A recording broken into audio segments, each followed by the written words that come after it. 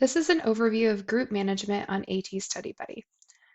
This is what you will see when you click on the Group Management tab once you have been designated as a group leader. The first thing you will see is your students. Here you will see the total number of seats that you have and how many seats you have remaining. Currently, you can see that out of my 3 seats, I have 2 of them taken by students. If I want to add any students, I can add 1 or I can add multiple. If all 3 of my seats were available, this would show 3 rows. To add your students, you'll enter their first name, last name, and email. I advise against setting a password in the password box and instead leaving it blank because it allows the student to set their own password. It can also cause problems if the student already has an account on AT Study Buddy because they signed up previously, did one of the free trials, or signed up for a weekly question challenge. Once you enter their name and email and click Add an Invite, it will send them an email, and if they don't already have an account, it will ask them to create one and set their own password. I can also see who my group leaders are. If you need to add or remove any group leaders from your group, please email allison@atstudybuddy.com. Now, up here on the top, you'll see 3 buttons. If I click the student completion reports, it will actually drop me down below the group leaders where we just were. So that is a quick way to get down to this section if you come straight to the group reports. This is divided into module and exam completion reports and single module completion reports, and I'll show you the difference. So here I'm the only group leader in AT Study Buddy University. If I had multiple groups that I was a group leader for, this would be a dropdown. I am going to click on practice exams and then select the Domain 1 mini exam. I can see my 2 students. One has completed the exam, and I can see when they completed it, and I can see that my other student did not complete it. I can do a CSV or Excel file export, and it will deliver exactly this table right here. So if you want to export this table, this is how you would do it, either the CSV or the Excel.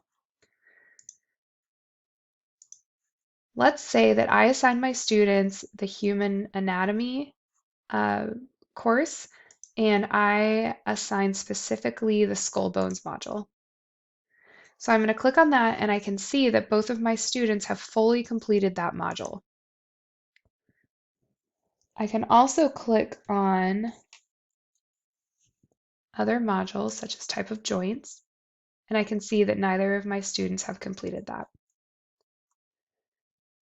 This is the single module completion report. It is similar, but when you look at AT Study Buddy, you'll see that sometimes different modules have multiple individual modules. So for example, under human anatomy, if you go under bony anatomy, you'll see several different mini modules that are underneath of bony anatomy. So if you asked your students to complete every module under bony anatomy, this would show as complete if they did it. So if I click here, then I will see all of the individual modules that are underneath of human anatomy. If I select humerus, I can see that both of my students completed the humerus study guide. I click ribs, I can see that one student completed it and one student did not. Now I'm at the metric group reports. This is the more traditional, more granular reports that you might have seen on an older version of AT Study Buddy group reporting. So this will typically show 0 for total learners, even though you have learners.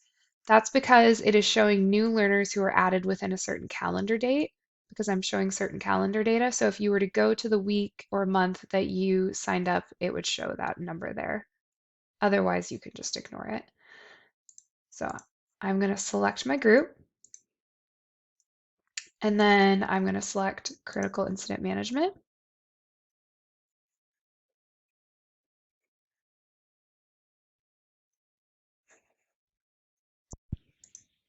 And now I'm going to select adult basic life support and click apply. I can see that one of my students completed this module and the date that they completed it. If I scroll down, I can see different metrics. Because this isn't an exam, I can't see that. And if I come down here, I can see the learner activity log. So these are all of my learners and what they have done and when they did it.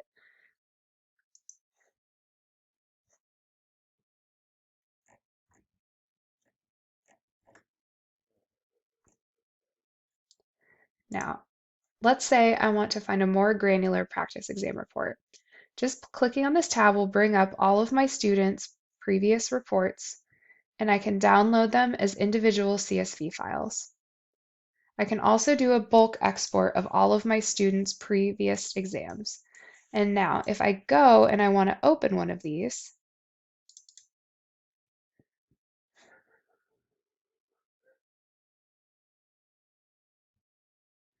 it will look like this. So this is the student's Domain 1 mini exam. You can see how long it took for them to complete it. I can see each question. I can see all of the answer options.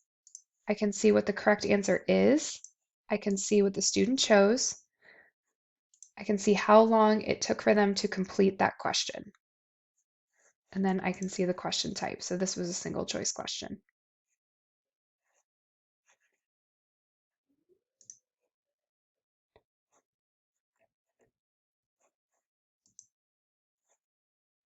Now I'm on the legacy reports.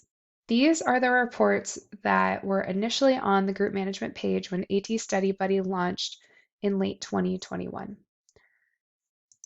So I'm going to go and I'm going to select my critical incident management.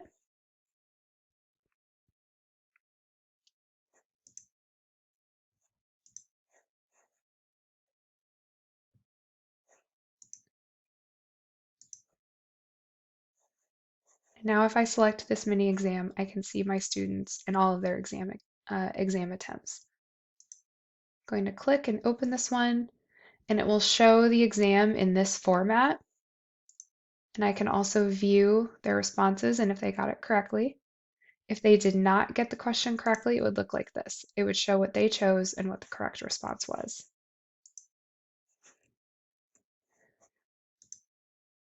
This one is the module reports. So these are just showing if they completed an individual module. So I can see that this student completed the entire module on this date. This one is the individual last attempt exam report. Let's say that I assign all of my students the Domain 1 mini exam on a Monday and I log in on a Wednesday to see if they did it. I'll look for my group and let's see if Taylor did this exam.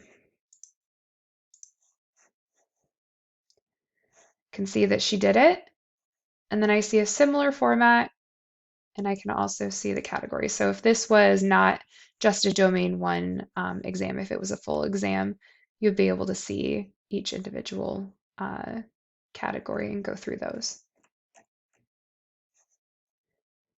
If you have any questions about group management or any of these pages, please don't hesitate to email Allison at atstudybuddy.com.